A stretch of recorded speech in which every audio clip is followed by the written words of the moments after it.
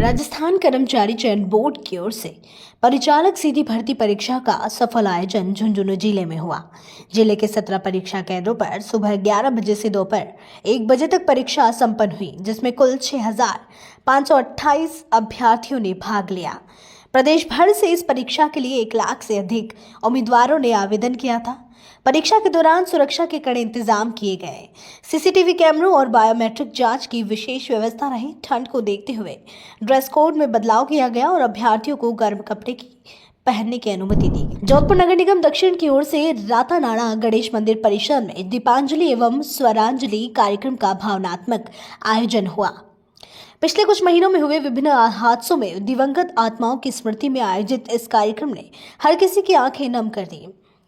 महापौर दक्षिण वनिता सेठ की अगुवाई में नगर निगम के अधिकारी, पार्षद और शहरवासियों ने दीप प्रज्वलित कर दिवंगत आत्माओं की शांति के लिए प्रार्थना की। भजन गायक विक्की मंचला ने अपनी स्वरांजलि से वातावरण को भक्ति भाव से सराबोर कर दिया, जबकि सभी ने ईश्वर से सुख शांति की प्रार्थना की।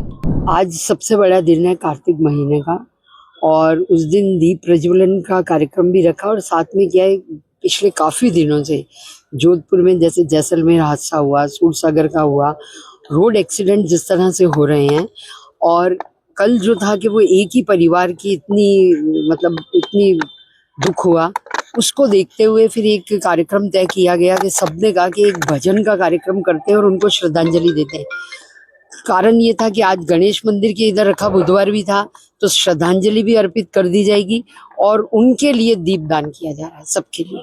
डीडवाना कुचामन जिले में आत्मनिर्भर भारत संकल्प अभियान और मतदाता गहन पुनरीक्षण BLA 2 कार्यशाला के तहत नावा विधानसभा सम्मेलन का आयोजन हुआ। कुचामन शहर के पुराने बस स्टैंड स्थित कनोई पार्क में आयोजित इस सम्मेलन में मुख्य अतिथि के रूप में राजस्व मंत्री श्री विजय सिंह चौधरी ने आमजन को संबोधित किया। उन्होंने कहा कि आत्मनिर्भर भारत केवल एक नारा नहीं, बल्कि राष्ट्र निर्माण की दिशा में जनभागीदारी का सशक्त संकल्प है। आत्मनिर्भर भारत इस वक्त पूरे देश में चल रहा है और इसके माध्यम से हम अपने देश के युवा शक्ति को संदेश देना चाहते हैं कि ज़्यादा से ज़्यादा स्वदेशी वस्तु का उपयोग कर देश की अर्थव्यवस्था को मजबूत बनाएं, देश को आत्मनिर्भर बनाएं और युवाओं को नए रोजगार के द्वार खोलें। पंचायत समिति मालाखेड़ा के माधोगढ़ ग्राम पंचायत में किसानों को जैविक खेती के लिए प्रोत्साहित करने के उद्देश्य से कृषि विभाग ने मुख्यमंत्री गोवर्धन योजना के तहत केंचुए वितरित किए।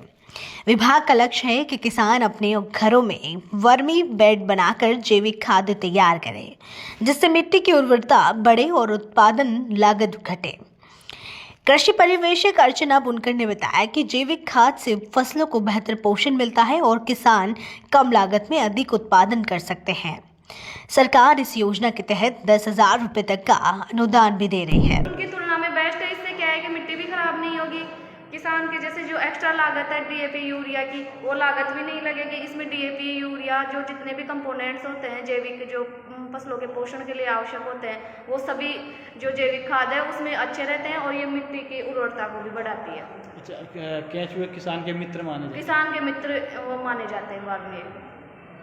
तो अब जैसे इनसे दूर हटते जा रहे हैं, तो अब वापस क्या है कि मिट्टी की एक तो उत्पादकता गिरती जा रही है किसानों की। जैसे प्रधानमंत्री जी का नारा था कि जो अपने कम लागत में अधिक उत्पादन, उसके लिए जैविक खाद है वो सबसे बेस्ट युक्ति मानी जाती है। कि इसमें क्या है कि एक तो लागत भी कम लगती है, किसान अपने घर पे ही वर्मी बेड, और अब तो क्या है कि सब्सिडी दे रही है गवर्नमेंट। कृषि विभाग से जो 20 बाई 3 बाई 2 फुट की एक वर्मी बेड बनाई जाती है, उसमें केंचुए देके कृषि विभाग की तरफ से सब्सिडी पे, और उसमें 10,000 रुपये सब्सिडी है, जिससे केंचुए का प्रोडक्शन करके खाद बना के और किसान भाई अपना